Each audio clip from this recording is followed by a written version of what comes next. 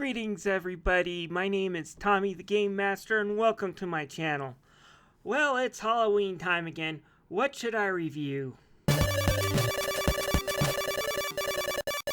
Oh yeah, what kind of curse?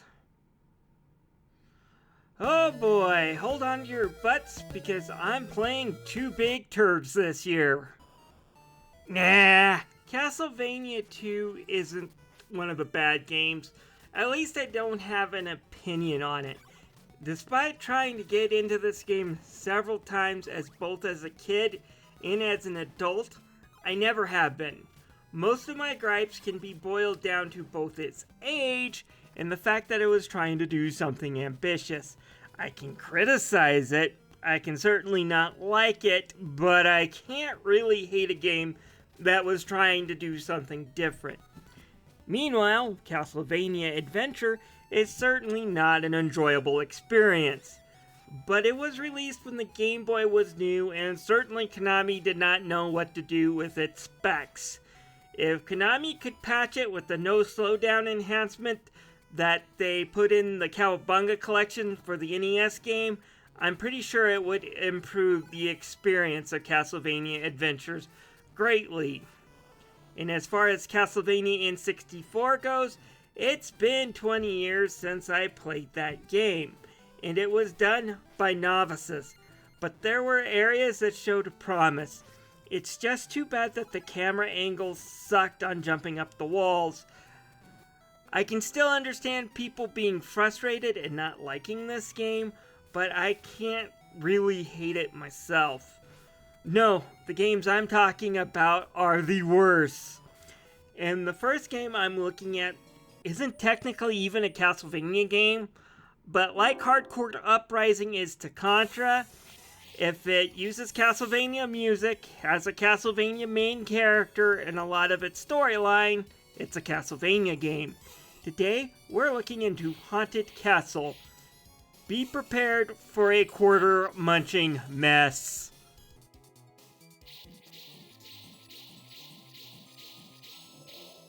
On to the gameplay.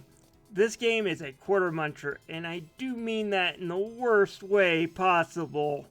Unlike Ninja Turtles, which has a get good quality to it, this game has challenges that are impossible to complete without feeding the machine more cash.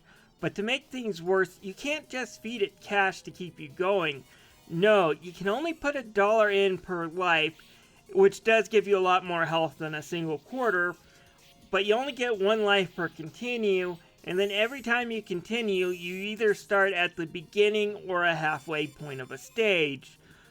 So what do I mean by that? Well, you can put in 4 quarters or press Y 4 times in the case of this game, playing it on an Xbox controller, then press start 4 times to increase your health points to the maximum amount. After that, you can put in more quarters or credits, but you can't fill out the life bar anymore. You have to get a game over before you can continue and use any more credits to increase the life. And this game is tough, filled with plenty of cheap hits. Look at these little fleamen, you get to hit them twice regardless of the weapons you're using. Oh yeah, I should mention the strongest weapon you get isn't a long chain whip with a flail, but a puny little sword. To be fair, this was before Castlevania 3 came out and showed other Belmonts using a whip, and the importance of the whip wouldn't be explored until Symphony of the Night in 1997, and the whip's origin wouldn't be shown almost 20 years later in the 2004 Castlevania Lament of Innocence. So I won't blame the weapons upgrade being a sword in this arcade game. Anyways, back on topic. Even with the sword, these little buggers take 2 hits, meaning they're probably going to get a solid hit in. Bats are in places that, you guessed it, are there to get a cheap hit. In the worst case, you get to the end without spending at least $1. It's this bridge that leads into the keep that's going to kill you. Okay, collapsing bridges that lead into the keep with bats to avoid has been done in other Castlevania games like Super Castlevania 4 or even Rondo of Blood. But there they were done good. Here, they're done like crap. You can't jump over them or you're going to get hit. but if you stop too many times to kill them, well, the collapsing bridge collapses up to you and you die and lose a quarter. Meaning you have to cross the bridge and take the hits from the bats because you can't jump over them and you can't kill them, and hope you have enough health to attempt this. Meaning at least more than 1/4 just for this bridge has to be used. Nonetheless, the fight with Dracula that happens afterwards. This is so cheap that it should be unlawful. At least he's fairly easy for one of his boss fights, but just all the other attempts where the game takes cheap shots just to earn more quarters, it's infuriating. And the stage and the game designs don't do anything unique. It's a paint-by-numbers Castlevania experience and one of the worst gameplay-wise if you ask me. And unfortunately, the sound and graphics don't do much better.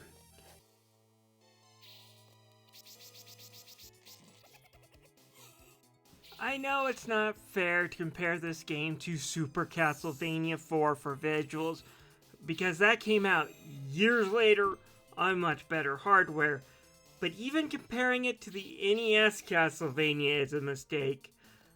But I will, because even though the sprites are bigger and more detailed, but only a small handful actually look good. To look at mainly the Flea Man and the bats. Everything else kind of looks like vomit, including Simon, who's just bigger and a more brown blob on the screen than he was on the NES. The backgrounds are a bit of a mixed bag. Some, like the first stage, which show the town in the background, and the third stage, which is the castle entrance, look pretty good. But then you turn around and you look at this stage that looks like vomit. Okay, point to the castle in the background, but that fog effect looks like shit. Even worse is the last part of the stage looks awful. I get it, it's supposed to be a creepy setting as you head towards the castle, but this is way too over the top. The animation on most of the enemies, from Simon to normal enemies like the skeleton, and most bosses look really clunky too. In the end, yes, the graphics are bigger, there are more detailed, but the colors are a mess. The animation sucks. Personally, I think the original game, despite almond-colored Simon, looks better.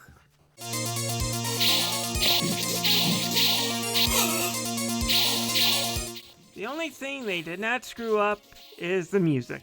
The music is pretty okay. For the most part, it's original music, and it doesn't compare to the rest of the Castlevania library, but it's not terrible. Stage 3, however, does a pretty damn good remake of Bloody Tears, so it does get some extra points for that. And the sound effects are pretty generic, but I've heard worse. With Ninja Turtles, which was released a year after, showing what Konami could do for color and detail in an arcade game, Haunted Castle looks like crap in comparison.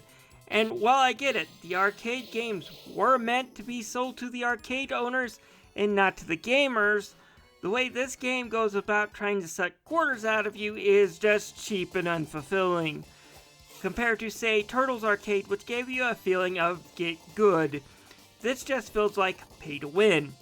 That said, modern collection and emulations just have you press a button to enter a quarter instead of actually paying 25 cents or 50 cents now. And that way, I guess it's a little bit more tolerable. If you must play it, it's in the Konami Anniversary Collection of their arcade games and a bit misplaced. The Castlevania collection came out a few weeks after, and it feels like it belongs there. On top of that, it's the only game in the collection that is not a shoot-'em-up. It feels placed here to offer something different, almost like Konami realized they screwed up in their Anniversary Collection playlist and just put shoot-'em-ups. It's not like they don't have Russian Attack, Yi Air Kung Fu, and plenty of other non-shooter games they could put in an arcade collection. Unfortunately, the Anniversary Collection turned out to be mostly shooters, with the exception of Haunted Castle, which is complete crap. All the shooters are better than this mess. Blech. Oh well, Tune in tomorrow as I take a look at another Castlevania game that pisses me off. On a technical scale, it's better than this garbage I just reviewed today. It's just for many years Konami passed this game off as the official version of one of the games that are on my best Castlevania ever list, and it's the Adventures of Bayou Billy version. So let's talk about Rondo of Blood versus Dracula X, shall we?